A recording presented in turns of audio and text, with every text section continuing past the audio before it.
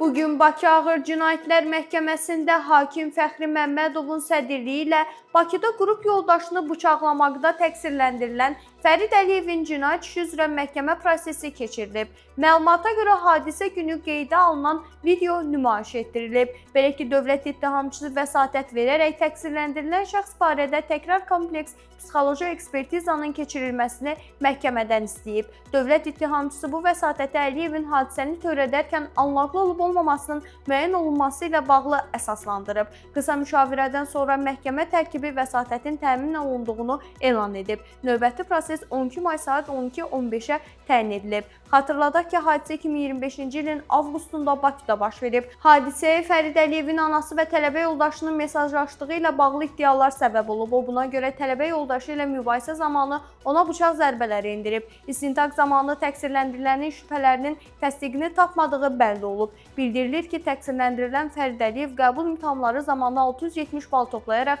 Xəzər Universitetinə qəbul olunub. Onun hadisəni törədən vaxt anlaqsız vəziyyətdə olduğu məlum olub. Buna görə də bir saylı ruhi əsəb dispanserində məcburi müalicəyə cəlb olunub. Fərid Əliyev Cinayət Məcəlləsinin müvafiq maddələri ilə ittiham olunub.